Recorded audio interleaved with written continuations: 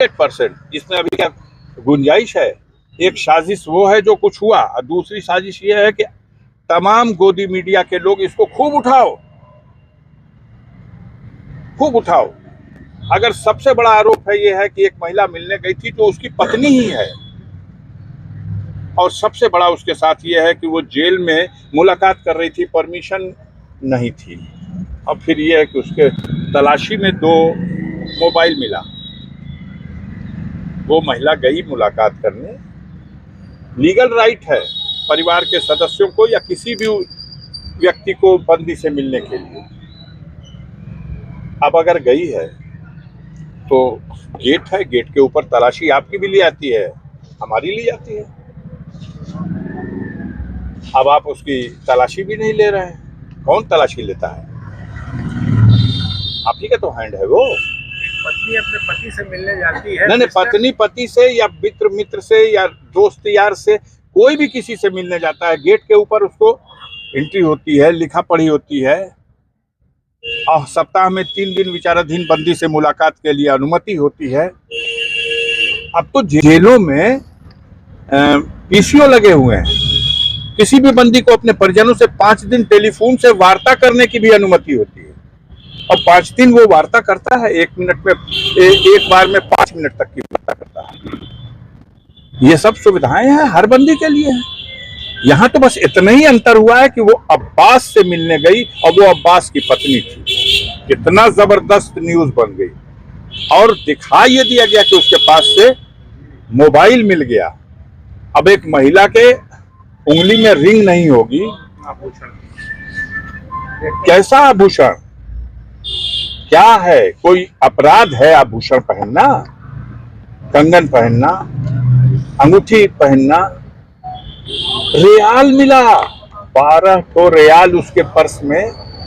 वो भी purse jail के अंदर नहीं था, जेल गेट के बाहर उसकी नौकरानी, उसके बच्चे को खिलाने वाली महिला, एक लड़की, वो बाहर बैठी है कुर्सी लगा करके। ड्राइवर गाड़ी में बैठा है, इंतजार कर रहा है अपनी मालकिन का। मालकिन अंदर मिलने गई है, और अधिकारियों का जब मूड बन गया तो बाहर से वो पर्स, लेडीज पर्स, अंदर ले जाया गया।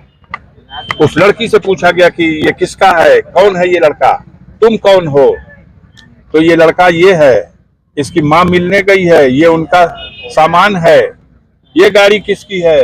तो ये उनकी गाड़ी है। तुम कौन हो? उसके ड्राइवर हैं।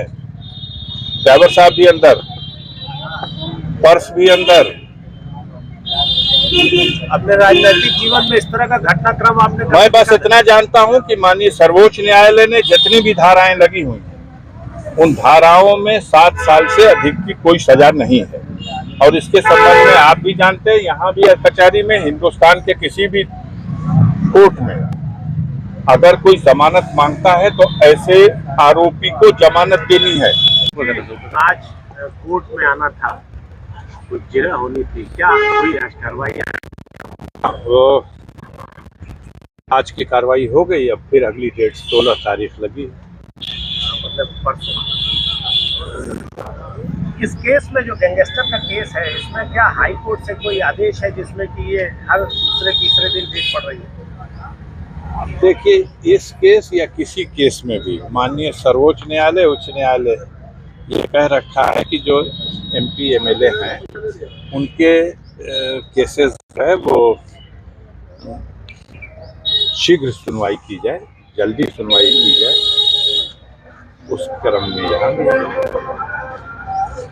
आपके परिवार में जो मुकदमों का नया सिलसिला है आपकी बहू पे है, इसके बारे में क्या कहना चाहेंगे? चूंकि एक नया चैप्टर तो खोल दिया गया है, और मीडिया के लिए भी चटपटा चैप्टर है ये, और एक सब समाज के लिए दुर्भाग्यपूर्ण चैप्टर है। हम राजनीति में हैं, राजनीतिक प्रतिस्पर्धा में हमारे विरुद्ध जो परास्त होने वाली ताकतें हैं वो आज सत्ता में हैं। तो हमारे विरुद्ध जो एक्शन है वो तो बात समझ में आती है। परिवार के सदस्यों में ऐसे लोग भी जिनसे कोई वास्ता सरोकार नहीं, उनको भी लपेटा जाता है।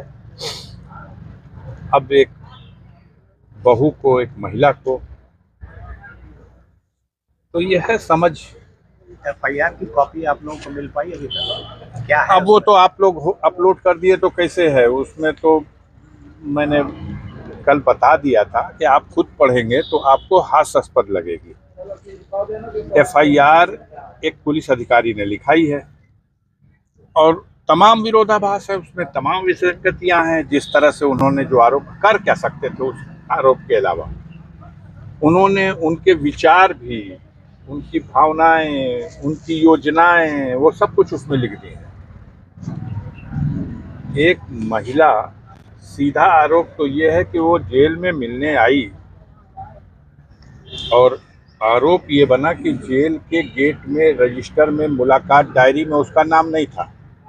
तो जेल का गेट, रजिस्टर, मुलाकात डायरी किसके पास है, किसकी है, कौन भरता है उसको बताएं। अपने राजनीतिक जीवन में इस तरह का घटनाक्रम आपने मैं बस इतना जानता हूं कि माननीय सर्वोच्च न्यायालय ने जितनी भी धाराएं लगी हुई हैं, उन धाराओं में 7 साल से अधिक की कोई सजा नहीं है। और इसके संबंध में आप भी जानते हैं, यहाँ भी कचहरी में, हिंदुस्तान के किसी भी कोर्ट में अगर कोई जमानत मांगता है तो ऐसे आरोपी को जमानत देनी है, दे देनी चाहिए। इसके खिलाफ कोर्ट जा रहे हैं और वो एक महिला है, उसमें आप तो छाप रहे हैं कि उसका 16 तारीख को सुनवाई लगी है। कोर्ट कोई गया होगा तभी तो कोर्ट में उसके बेल की दरखास्त पड़ी है, उसी दिन दे देना चाहिए था बेल। आपके घर की पैमाइश 7 ही साल की, सांसद जी, और जनता इसका फैसला करेगी। अंतो गतवा जनता ही जनार्दन भी है और वो सब देख रही है। कोई समझता है कि जनता बेवकूफ है, अच्छी सी खबर आपने बना दिया। हमारे परिवार को आज की डेट में आपने जिस तरह से परोसा है और उस परिवार का इतिहास और उस परिवार का वर्तमान पूर्वांचल की जनता जानती है। देश की आज़ादी की लड़ाई में मरने मिटने वाले, सीमाओं पर मातृभूमि की रक्षा में बलिदान देने वाले परिवार के सदस्यों को, महिलाओं को, बच्चों को इस तरह से। अब्बास का कसूर ये है कि योगी मोदी चाहते रह गए, फिर भी वो 50,000 वोट से जीत गया। बचे तो कैसे बचे? सता रहा डर कि अब घोसी वाली लोकसभा सीट का क्या होगा। 80 सीट जीतने का नारा देते हैं तो गाजीपुर की लोकसभा सीट का क्या होगा। 543 लोकसभा क्षेत्र में गाजीपुर पहला वो लोकसभा क्षेत्र है जहां पहला ऐसा कार्यक्रम हुआ जिसमें प्रदेश के मुख्यमंत्री योगी आदित्यनाथ जी और भारतीय जनता पार्टी के राष्ट्रीय अध्यक्ष दोबारा निर्वाचित होने के बाद ये दोनों पहला कार्यक्रम करने गाजीपुर आए। तो गाजीपुर का उस दृष्टि से तो महत्व है कि जिस सीट से ये भयभीत है। अब साफ जाहिर है कि घोसी से भी ये भयभीत है। अब मैं कहता हूं पूर्वांचल से सफाया होने जा रहा, और आपको पहले भी बताया था और धीरे धीरे सब खुलता जा रहा। बिहार ने शुरू किया है। सैल्यूट है उस नीतीश कुमार की शख्सियत को जिसने एक क्रांति का बिगुल फूका और आज उसकी गूंज बंगाल में, कर्नाटक में, महाराष्ट्र में, राजस्थान में, मध्य प्रदेश में और उत्तर प्रदेश के पूर्वांचल में और दूसरे क्षेत्रों में भी पूरी तरह से है। बेरोजगारी एक समस्या है सांसद जी। एक छोटा सा महंगाई समस्या नहीं है। महंगाई भी समस्या है। हाँ।